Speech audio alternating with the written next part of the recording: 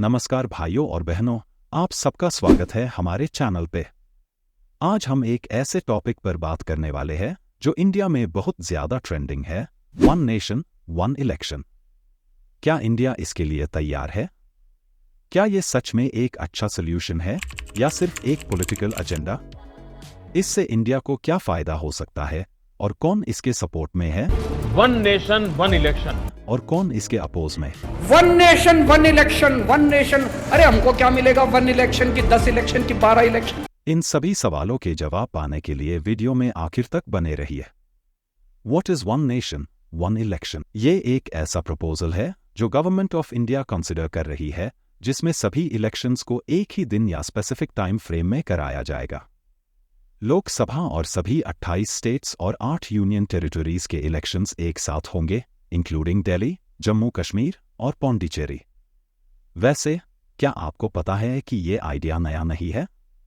आज़ादी के बाद के पहले कुछ जनरल इलेक्शंस और स्टेट इलेक्शंस को एक ही साथ साइमल्टेनियसली कराया गया था। ये सिस्टम 1967 तक चला, लेकिन 1968 से 69 में कुछ स्टेट असेंबलीज को टाइम से पहले डिसॉल्व करना पड़ा और ये साइमल्टेनियस इलेक्शन का सिस्टम डिसरप्ट हो गया। तब से हमें लगातार इलेक्शंस देखने को मिलते हैं, कभी स्टेट, कभी सेंट्रल और कभी लोकल लेवल पर। वन नेशन वन इलेक्शन का टॉपिक फिर से चालू हो गया है जब से मोदी सरकार पावर में आई है।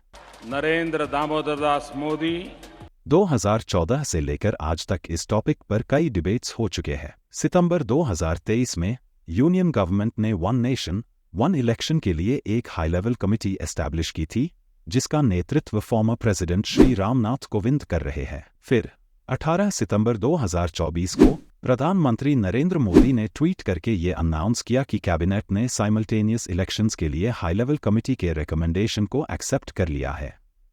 इस कमिटी के chairperson former president Shri Ram Nath Kovind है और कुछ प्रोमिनेंट मेंबर्स में शामिल है home minister Amit Shah, former union minister of parliamentary affairs Ghulam Nabi Azad, former Rajya Sabha member NK Singh, political scientist Subhash C Kashyap, senior advocate और former solicitor general Harish Salve और former central vigilance commissioner Sanjay Kothari.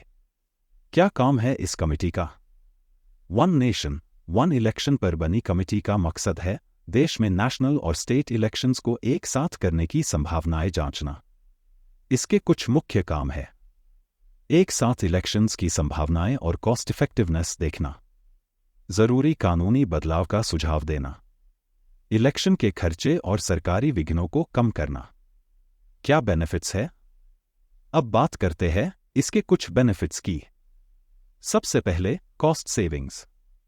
देश में इलेक्शंस काफी एक्सपेंसिव होते हैं। अलग अलग टाइम पर इलेक्शंस कराने से काफी ज्यादा पैसा लगता है, लेकिन अगर एक ही इलेक्शन हो तो टैक्सपेयर का पैसा बचेगा। फिर आता है वोटर फटीग। बार बार वोट देना थोड़ा टायरिंग होता है, राइट? एक ही इलेक्शन से हमें इस थकान से भी छुटकारा मिलेगा। और पॉलिटिकल स्टेबिलिटी, जब बार बार इलेक्शंस नहीं होंगे तो गवर्नमेंट को काम करने का ज्यादा टाइम मिलेगा। और सोचिए, अगर बार बार इलेक्शन नहीं होंगे तो पॉलिटिशियंस भी बार बार नए वादे नहीं करेंगे। शायद हम ज्यादा काम और कम ड्रामा देखेंगे। ऑपोजिशन का स्टैंड। कांग्रेस और कुछ और ऑपोजिशन पार्टीज ने इस इनिशिएटिव को अपोज किया है, कह रहे हैं कि ये प्रैक्टिकल नहीं है और एक डेमोक्रेसी में काम नहीं करेगा। It's one of the BJP's distraction strategies. One nation one election, one nation. अरे हमको क्या मिलेगा वन इलेक्शन की, 10 इलेक्शन की, 12 इलेक्शन? कांग्रेस प्रेसिडेंट मल्लिकार्जुन खड़गे ने कहा कि ये सिर्फ एक डाइवर्जन टैक्टिक है जो असली इश्यूज से ध्यान हटाने के लिए है। खड़गे ने कहा कि ये इनिशिएटिव कॉन्स्टिट्यूशन और फेडरलिज्म के अगेंस्ट है और कंट्री कभी इसे एक्सेप्ट नहीं करेगा।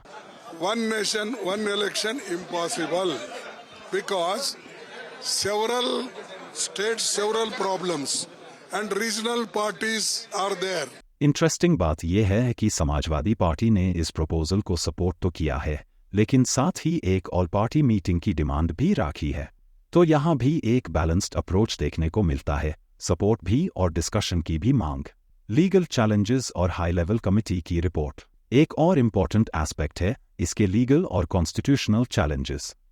रामनाथ कोविंद लेड कमिटी ने रिपोर्ट दिया है, जिसमें 32 पॉलिटिकल पार्टीज ने इस मूव को सपोर्ट किया।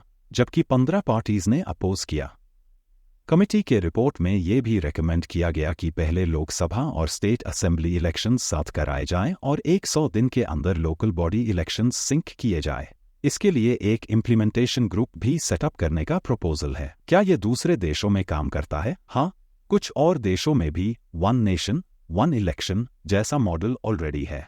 जैसे साउथ अफ्रीका और स्वीडन में भी सारी इलेक्शंस एक साथ होती है।